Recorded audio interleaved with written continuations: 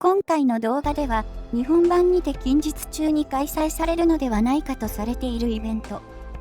ダークナイツメモアで実装されるオペレーター。罪なき人を巻き込まないように、十分に準備して。前衛オペレーター、カッターの紹介及び概説を行っていきます。私はカッター、ただの傭兵だ。オリパシーを患ったので、ここで働く代わりに治療をお願いしたい。この刀はきっと役に立つ場面があるはず。というわけで、よろしくね。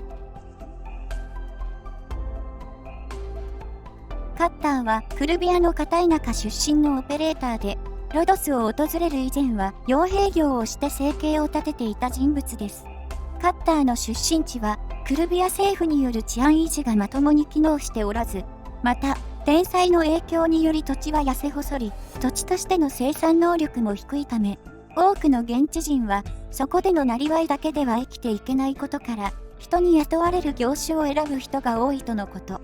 カッターもそういった系統の人物であり、ロドスには自身の腕前を交渉材料にして訪れたという経緯があります。ロドスには単純な金銭のやり取りでの病の治療の他にも、金銭に余裕がない人に対しては、ロドスにて働くことで治療を受けるという労働契約もあるため、カッターは自身の実力を対価に原石病の治療を行っている人物と言えます。カッターは戦術したように、クルビアの混乱地域出身の人物ではありますが、破綻した考えや思考などは持ち合わせておらず、ロドスのオペレーターとしては珍しい、至って常識的な考えを持っています。これは、カッター自身が自分に課しているマイルールにも反映されており、無実の人を殺したりはしない、詐欺や人身売買といったことはしない、仕事中に無関係の人を巻き込んだり、物を壊してしまった時は、事後に自分で弁償をするという、現実の世界では当たり前のことではありますが、テラという治安が不安定な世界においては、ことさら傭兵という身分も相まってなかなか守ることができないルールを課しています。ただ、無関係の人や物に危害を加えてしまった時の自費での弁償の影響で、カッターは常に金欠状態に陥ってしまっているとのこと。ただ、本人はそれでもそのマイルールをやめるつもりはないようです。カッターの特徴の一つである非常に特殊な形状をした刀についてですが、カッター自身もこの刀の出自についてはよく覚えていないとのこと。カッターの両親は何らかの事件に巻き込まれてしまい、すでに他界しており、カッターの実質的な後見人であり、刀の使い方を教えたカッターの言う師匠曰く、師匠がカッターを引き取った際には、すでにその刀を大事に持っていたようです。なお、その師匠はカッターが独り立ちできる技術を身につけた後は、首飾りを置いていき、静かにどこかへ去っていきました。その首飾りをカッターは現在も身につけており、大事なお守りとしています。そんな紆余曲折な人生を歩みつつも、まっとうな人間に育ったカッターですが、一つ弱点が存在します。それは料理の腕前が壊滅的だという点。本人自身は料理は好きなのですが、料理をするたびに料理を爆発させたり、まな板を真っ二つにしたりするため、カッターが厨房に入るだけで厨房が戦場となってしまいます。そのためカッターは厨房への出入りが禁止されてしまったとのこと。本人はそれのせいで憂鬱にはなってしまっているようですが、カッターのモチーフとなっている生物は、赤キツネの亜種であるアメリカアカギツネかと思われます。アカギツネはユーラシア大陸のほぼ全土と北アメリカ大陸の大半、そして輸入種としてオーストラリア大陸の南部に生息しているという非常に大きな生息域を持った動物です。そのため亜種の数が非常に多く、アークナイツの世界でもそれを反映してか、カッターの他にもキアーベやミルラなども赤キツネがモチーフとされています。赤ギツネの亜種の数は40種類以上にも及ぶため、今後も赤ギツネをモチーフとしたオペレーターは増えるかもしれませんね。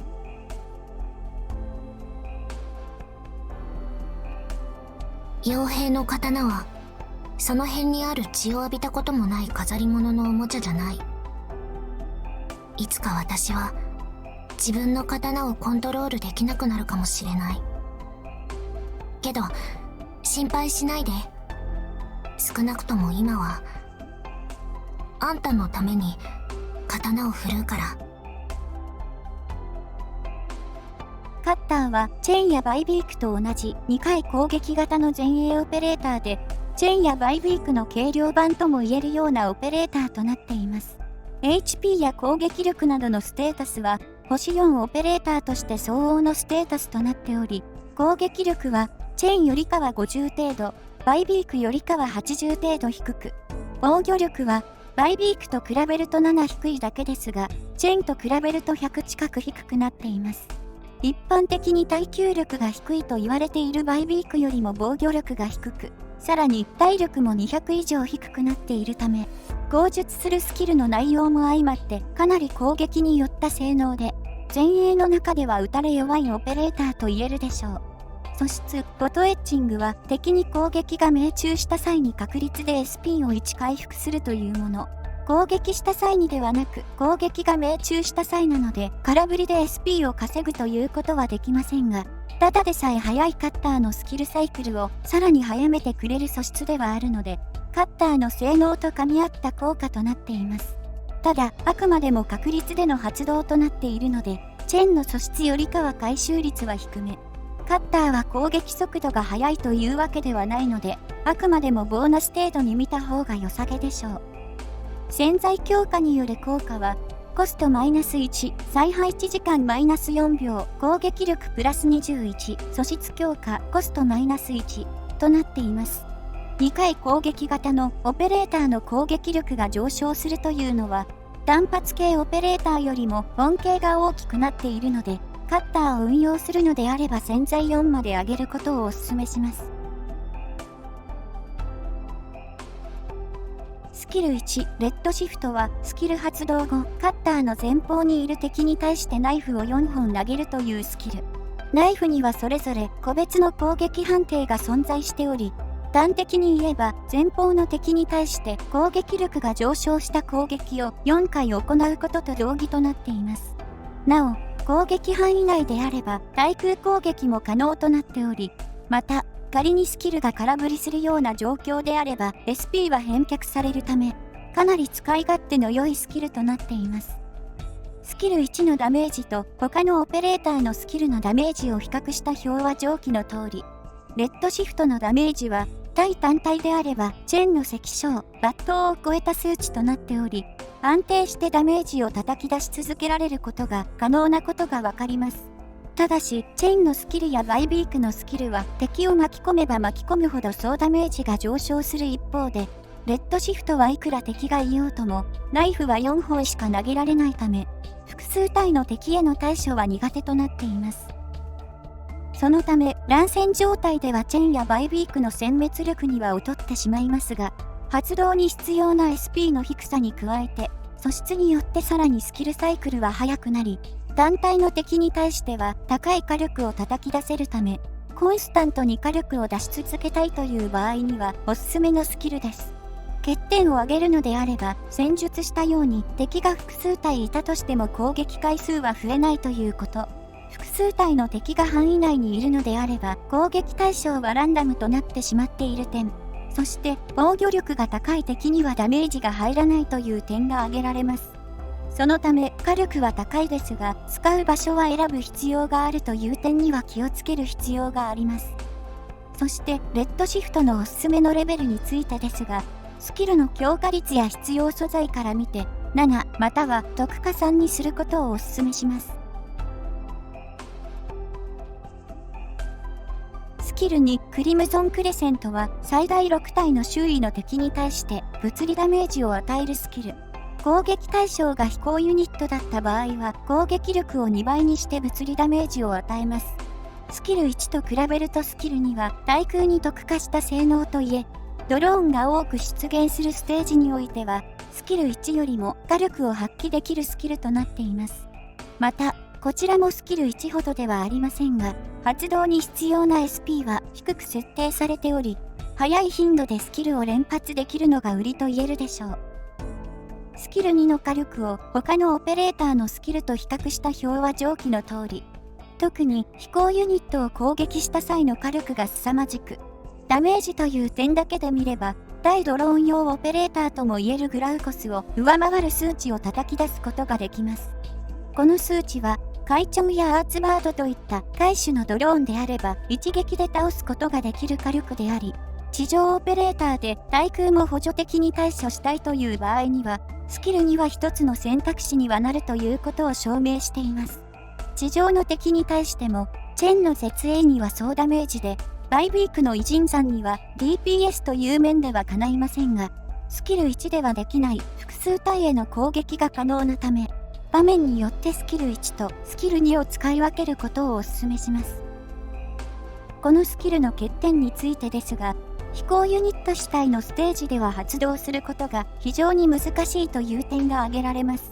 単純に言うと SP を貯めるのに地上の敵を攻撃する必要があるのに対して、スキル能力を最大まで発揮させるにはドローンを攻撃する必要があるというややちぐはぐな点があるということです。また攻撃範囲もそれほど広くはないため、多くの場面ではドローンに先制攻撃を許してしまうこととなるでしょう。カッターは耐久力が低いオペレーターのため、複数のドローンで攻撃されてしまうとあっという間に倒されてしまいます。対策としてはカッターの周囲におとりとなるオペレーターを配置するなどしてカッターを守ってやる必要があります。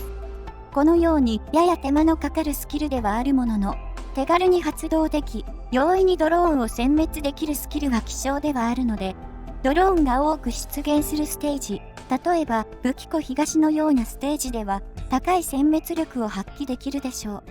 クリムゾンクレセントのおすすめのレベルについてですが、こちらもスキルレベルは7または特化3にすることをお勧めします。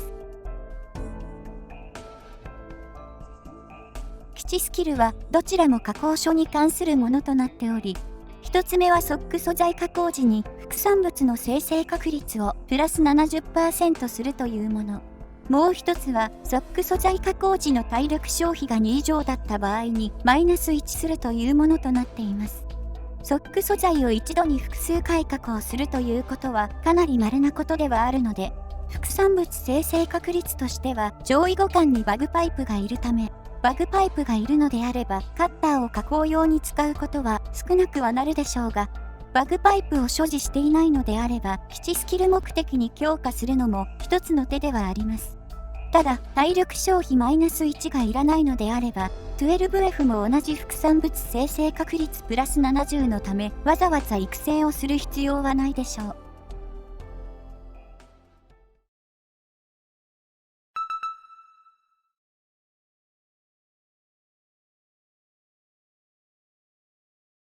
それでは実際にカッターを使用していきます。今回使用するステージは7のに、カッターのステータスは昇進1レベル60スキル2のレベル7となります。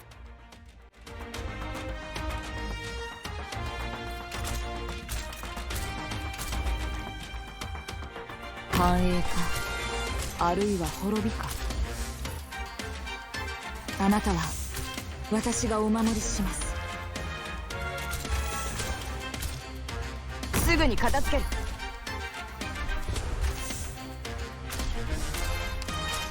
カッターのスキルはこのように発動後即座に攻撃に移行するため、非常にタイミングを見計りやすいスキルとなっています。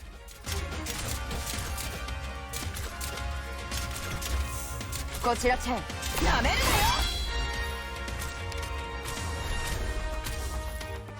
心配しないで。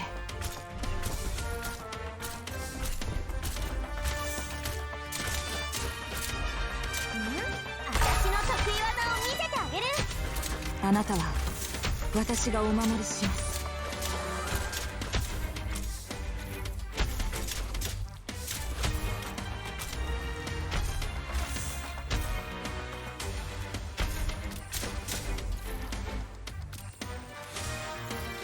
アーツバード程度であればこのように一撃で仕留めてくれるため、乱戦状態でなければ打ち漏らしがないのもこのスキルの長所の一つです。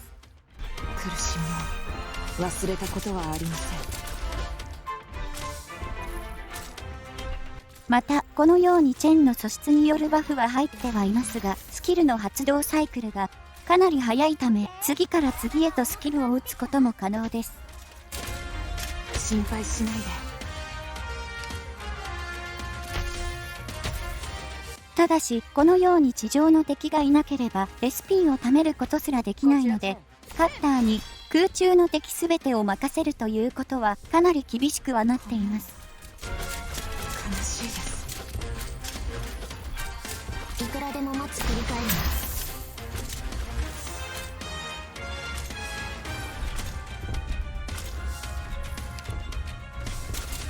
心配しないで。分かった。繰り返るな。こちらチェン。体が重く感じてきた。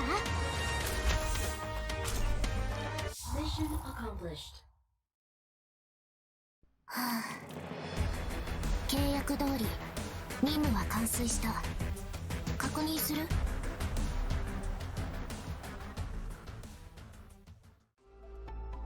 カッターは前衛の中でも特に火力に性能を振ったオペレーターとなっており、スキルによる高い火力が売りとなっている反面、耐久力がかなり低くなっています。そのため短期での運用は向いておらず、医療による援護がある場所や重装の背後や横から火力支援といった運用が主となり、ある意味では前衛のあるべき運用方法が必要となるオペレーターです。一方で耐久力を捨てて得た火力は星4前衛の中では突出しており、スキル時の爆発力は目を見張るものがあります。大陸版でも実装当初の評価はあまり高くはなかったものの、徐々に評価を上げていき、とあるイベントでは非常に高い評価を得ています。